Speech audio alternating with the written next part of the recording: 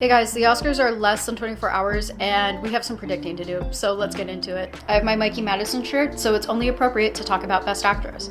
This is easy. Jessie Buckley, congrats on your Academy Award. I think Renata Reinsva, I know she missed SAG, she's gonna be fine. Her film is probably number 5 or 6 for Best Picture. The one that surprised me that she's doing so well is Emma Stone, not because I think it's not a good performance, but there was some talk of whether or not she was even going to be considered a lead performance or supporting. She has everything. Her film is in Best Picture.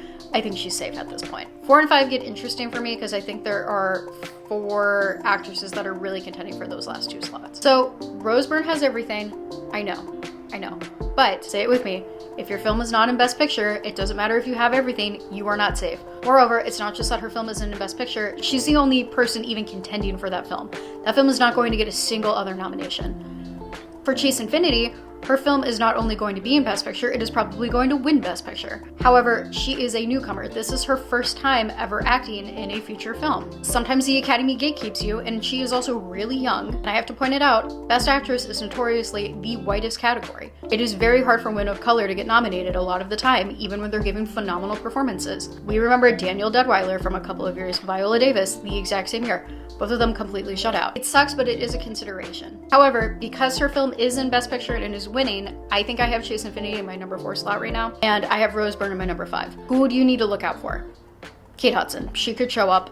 Amanda Seyfried, I would love for her to show up, but The Testament of Anne Lee, so weak. It could not get on a single long list, even though it deserved it for costume, for score, for sound, for cinematography. The Academy hated that movie, and I don't understand why. I know Amanda Seyfried has Globe and she has Critics' Choice, but that film is doing so badly that I think that kind of killed her chances, which is really sad. If I was voting, she would absolutely be in my top 5. Okay, actor I think is gonna be pretty easy, except for maybe that final slot. I have Timmy, I have Leo, I have Michael B. Jordan. I think those are the 3 solid bets. And then for number 4, I'm going with Wagner Moura. I know the BAFTA long list snub really hurts him, but then a couple days later, he won the Golden Globe over Michael B. Jordan, who I think has a better shot of getting in. But I think The Secret Agent absolutely gets into Best Picture at this point. I have Wagner Moura in. For me, number 5 is interesting because I think it comes down to Jesse Plemons and Ethan Hawke. For Plemons, I can say his film is going to be in Best Picture with Begonia. However, he missed at Critics' Choice, which I think hurt him, but he has Golden Globe, he has SAG, and he's probably going to have BAFTA. That's pretty strong. Ethan Hawke, on the other hand, has everything, but his film is not in Best Picture.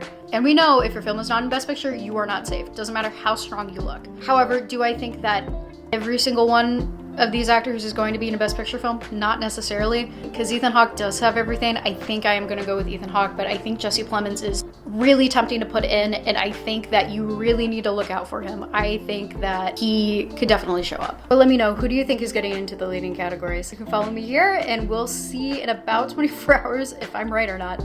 Bye.